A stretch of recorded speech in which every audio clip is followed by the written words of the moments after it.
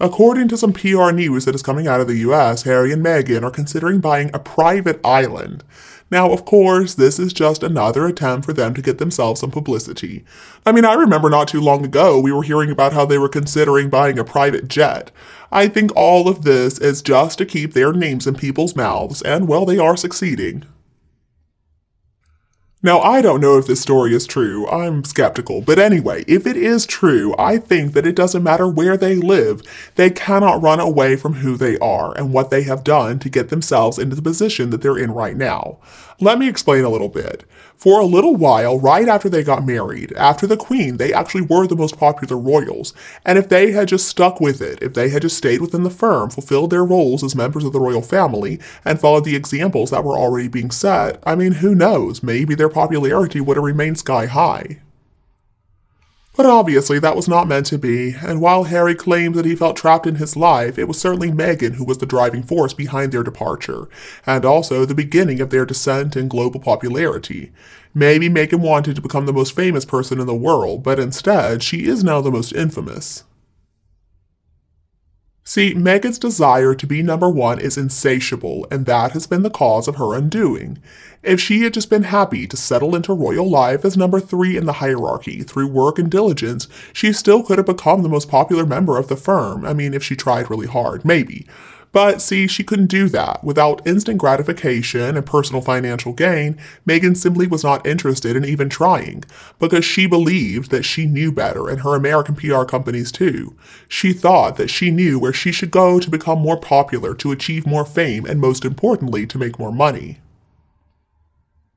We all know what has happened to Meghan and Harry in pursuit of Meghan's brand of happiness, but in spite of everything that has happened over the past 3 years, I guess Meghan is still going to try to reinvent herself on the global stage.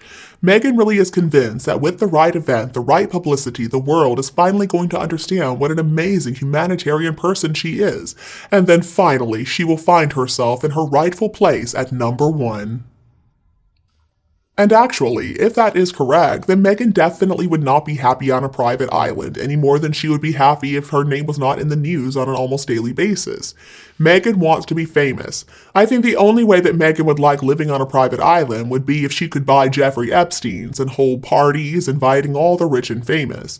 And that's assuming that the rich and famous would even accept these invitations, which, considering Meghan and Harry's record, seems doubtful.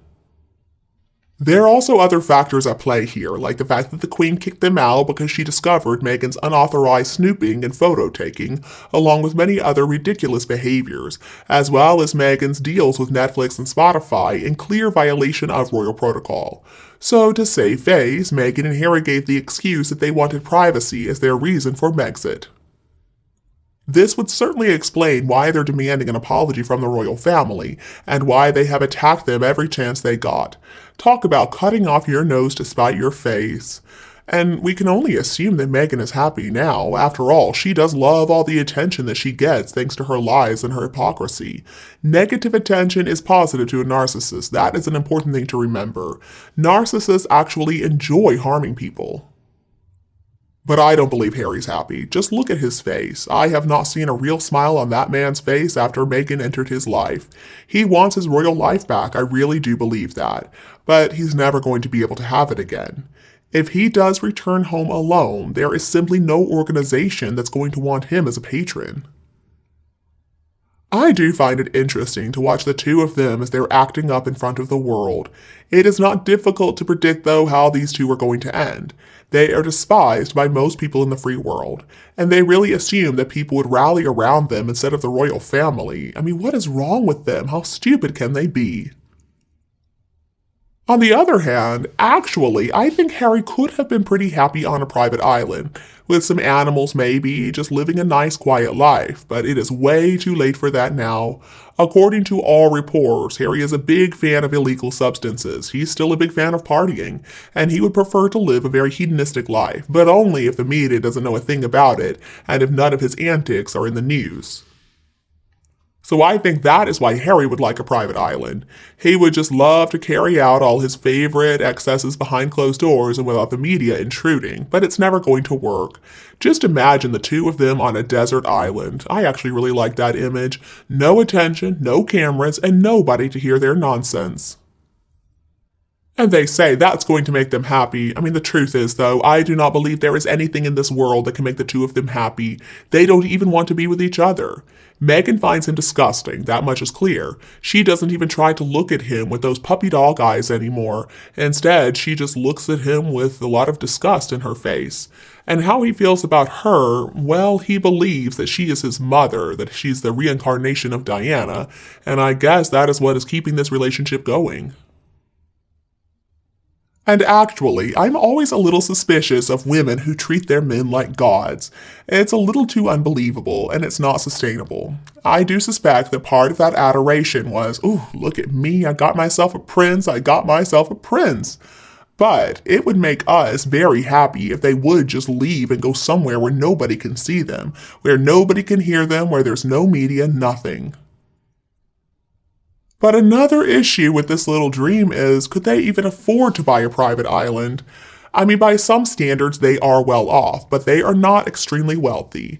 From what I've seen, they are spending way too much money on their over-the-top lifestyle. They've got that ridiculously large home and the private security. That stuff does not come cheap. So if they actually do have the money to buy the private island, sure, go ahead. But will it make them happy? Now, this is just my opinion, but I don't think so. As much as they say that they want to be private citizens, Meghan sure loves the cameras, doesn't she? And Meghan is never going to be happy. She's a malcontent. Meghan is also requiring constant praise and attention wherever she goes. I suspect she's going to be way too far removed from Hollywood and the stars to be truly happy, but it's not like she's going to be happy with the stars in Hollywood either. Now, when they first quit the lives of working royals, they did have the chance to use the $16 million they spent on that house in California to buy somewhere else. For example, they could have used that same amount of money to buy a ranch of hundreds or perhaps even thousands of acres in somewhere like Alberta or Saskatchewan. They would have had a home that was literally a mile or more away from the closest road. There are very few people who would have been able to invade their privacy. And with the rest of Harry's money, they could have lived there modestly but comfortably in relative obscurity. But they didn't want to do that. And now they're claiming that they're dreaming of buying a private island. Well, what is going to happen if one of those invisible children falls ill? How far away is the closest health facility? The island would definitely be some kind of offshore atoll anyway, but hopefully not in Queensland, where there are about 100 small islands. Truth be told, they're not really all that expensive, but ridiculous cost to develop. And also, you require a water supply. They would also require a security staff to defend the territory and ward off any invasions by the Taliban, and they would also have to have a doctor there, I would assume, and emergency equipment that would not just sit idle for very long, because you know Meghan would go into DTs after a week with no paparazzi, and Harry actually might have an accidental overdose of mushrooms that are growing on the island. And I think that money could be a problem for them too, because they did not reach their quota sales on Spare, so Harry might need to pay back a large portion of the $30 million advance the publishers already paid him. Or does he believe that he can hide out from them on an island? I don't think so. The docu-series also did not make them the millions they expected. And I would say this is just another puff piece that is put out by Scooby-Doo to try to distract us from all the bad press and the comic send-ups that everyone is laughing about right now.